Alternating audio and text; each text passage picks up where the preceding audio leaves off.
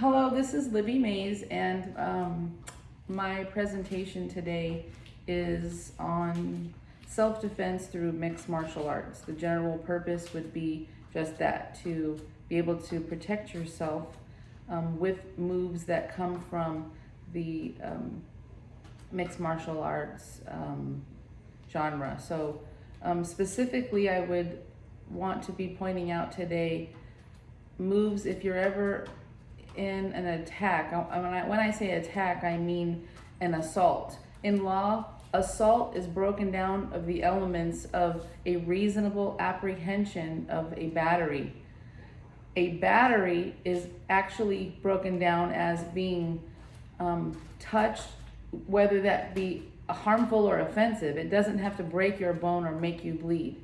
So if you're ever assaulted, that means someone has put you in a reasonable apprehension. You think something is going to happen. You're not sure what, but you're fearful, and it causes you to be apprehensive about the situation. So today I'm going to teach you 4 ways to defend yourself, whether you're a man or a woman. If you're going to be grabbed, we're going to go through 4 steps: being grabbed by your arm, grabbed by the top of your head, grabbed at your neck, or grabbed from behind. And then finally, we'll finish with my favorite, which is the rear naked choke. And that is, if you cannot get away on your feet and you need to finish something, this rear naked choke will be able to do that. About 7 years ago, I met my husband, and he is, here he is, my assistant. He's a fighter, and his trainers are 2 MMA fighters that are well known here in this town, and I began to train with them also. And so along the course of these years, I've picked up a lot of great training with jiu-jitsu, sambo. My Muay Thai coach is Gabriel Torres. So if you're a woman, I would specifically want you to have any of these skills taught to you. And my coach is great. With Muay Thai and kickboxing, you'll feel much more confident than you ever have. And in 2020, which has been the worst year of everyone's life so far, anything's possible. So you can't bury your head in the sand. You should always look ahead and be proactive and teach yourself what to do in case of a scenario that is just something you would never think of. So I'm going to start right now. This is my husband, Alex. So the first step, and by the way, I'm keeping my shoes on, and I let my hair down, not in a ponytail, just to simulate, just being about in your day. So you're not walking around like you're just some fighter ready to fight everybody. However, you are in a mindset of awareness. So if you are walking about your day or night and you feel that you've been approached with an assault, again, somebody putting you in an apprehension, and they're going to grab you by your arm, the first thing you should do is center yourself so that you are solid in your body, your core is hard, and you're not going to be easily moved. So if you could pull me, I'm not going to be easily moved. I have a place to pour myself in. So if I'm not, and I'm just standing like, oh no, then I can be jerked off. So the first thing is, get your stance. And you can do that very easily at any place you are. Just think to yourself, I'm going to get down. The next thing would be, in this scenario, if you're grabbed by the arm, to grab your own wrist and pull through the C, the thumb and the finger, pull it through and take off running. You always want to run. That would be the best thing to do, is to run. So if the grip is here, you pull through this C, the C here, pull through and run. If you are grabbed by the top of your head, if you're a woman, I can't imagine a man doing that, but it happens to women, and human trafficking is ridiculous. So again, you want to get your stance and use your 2 hands to, now you are in control of the PowerPoint. He can't really do much from here because you have the power. You're holding it now. Okay.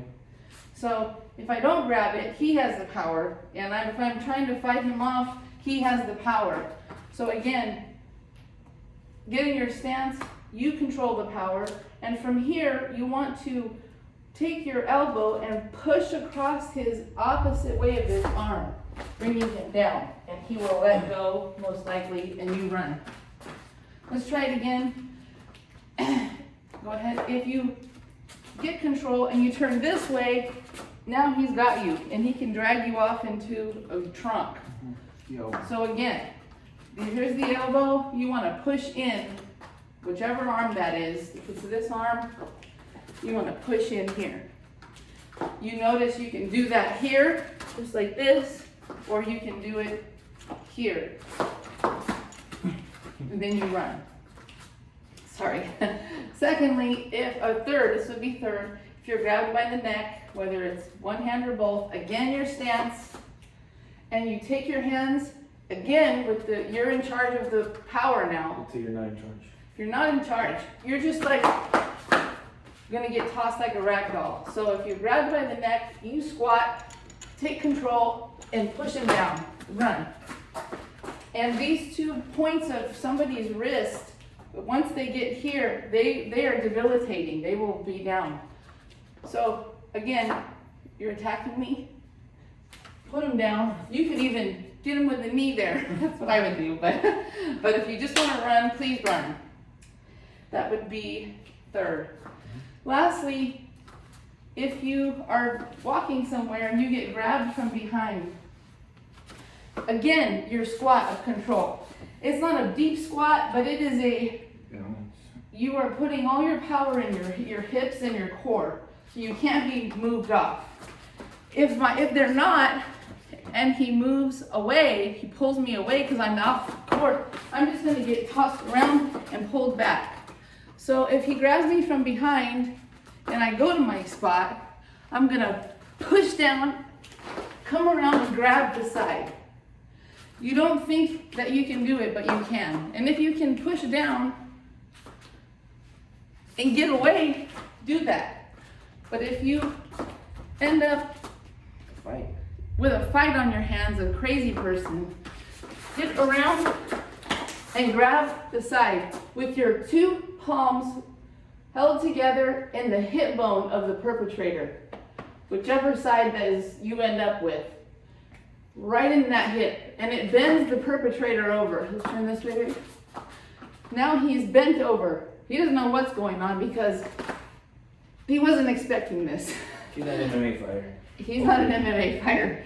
So once you've got him in, I want you to take your foot and push down onto the back of his knee where it bends and push him forward and run. Always run. One more time on that point. Once you get around the back, if you haven't run and you're in it now, you got him in there and it kind of bends him over. You're still in your squat position. You pull him in, step on the back, and get him down. Stay right there, baby. That's going to lead me to my last point, which is if you're at this point, I hope you never have to be, but if you are. In a locker room somewhere. Yeah, good point. A locker room. There is no escape. Where you can't, or any place where you just can't get out and this is where you are. One of the easiest ways to finish it is to choke them out. And that sounds crazy, but what I want you to do is, once you get your perpetrator to this point, I want you to not be afraid to put your hooks in. And what that means in jiu-jitsu is you take your heel and you hook it in behind their hip bone, both sides, quickly. 2 hooks in.